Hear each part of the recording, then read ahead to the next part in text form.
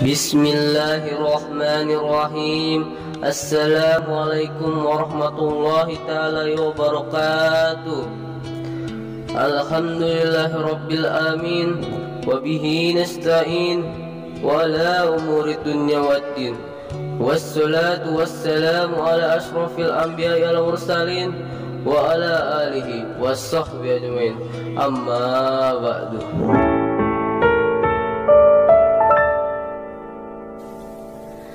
Betapa hatiku takkan pilu telah gugur pahlawanku. Betapa hatiku takkan sedih hamba ditinggal sendiri. Syekh Yusuf Abul Mahasin Tajul Khaiwati Al-Makassari Al-Batani, lahir 3 Juli 1626, wafat 23 Mei 1699, adalah seorang pahlawan nasional Indonesia. Ia juga digelar Tuan Ta Salama in Goa, Tuan Guru Penyelamat kita dari Goa, oleh penduduk di kalangan rakyat Sulawesi Selatan. Syekh Yusuf lahir dari pasangan Abdullah dan Aminah.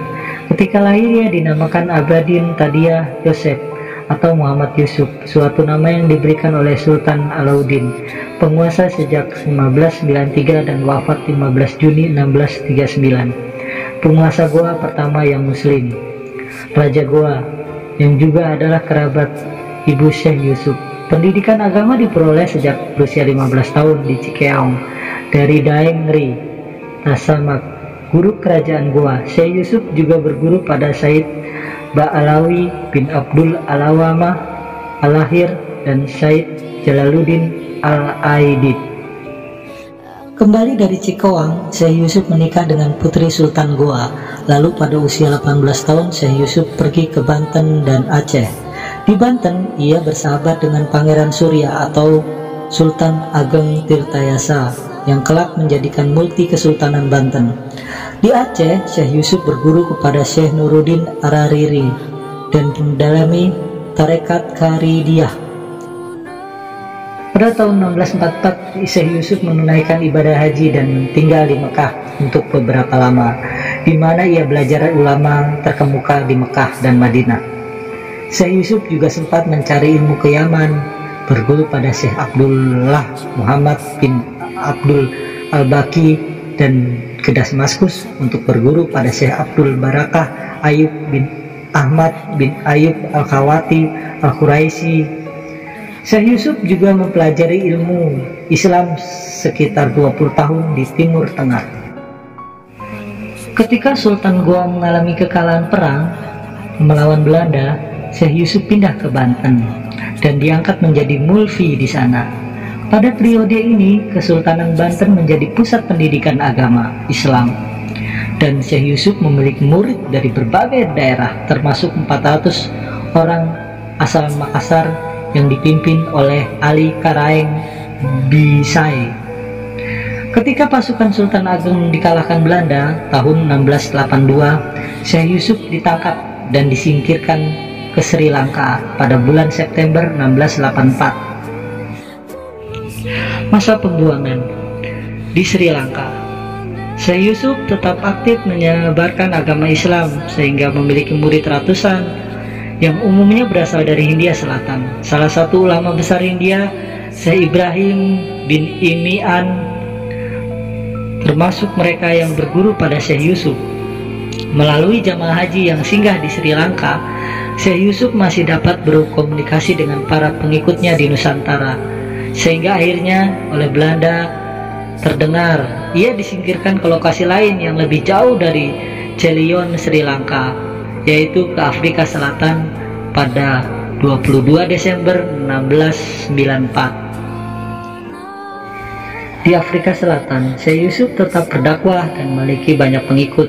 Ketika ia wafat pada tanggal 23 Mei 1699, pengikutnya menjadikan hari wafatnya menjadi hari peringatan.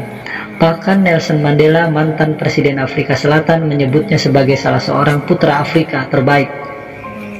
Jenazah Syekh Yusuf Tanjul Kalwati dibawa ke goa atas permintaan Sultan Abdul Jalil, memerintah 1677 hingga 1709, dan dimakamkan kembali di Lakium pada April 1705. Kemudian Syekh Yusuf dianugerahi gelar pahlawan nasional oleh Presiden Soeharto dengan SK Presiden tanggal 17 Agustus 1995. Pada tahun 2009, Syekh Yusuf dianugerahi penghargaan Ordo Sahabat Oliver Tambo, yaitu penghargaan sebagai pahlawan nasional Afrika Selatan oleh Presiden Afrika Selatan Thabo Mbeki pada ahli warisnya yang disaksikan oleh Presiden Republik Indonesia Muhammad Yusuf Kalla dan Presiden Afrika Selatan.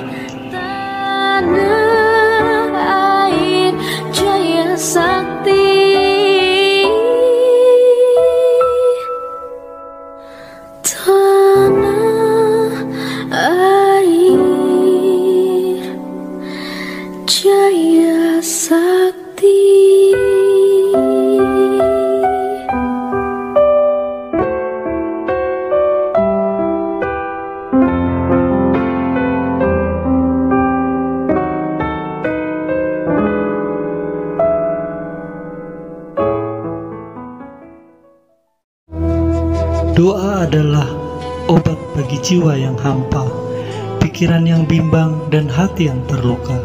Jangan pernah melupakan 3 sumber kekuatan yang selalu ada di pikiran: cinta, doa, dan pengampunan. Terima kasih atas segala perhatian. Mohon maaf atas segala kekurangan. Assalamualaikum warahmatullahi wabarakatuh.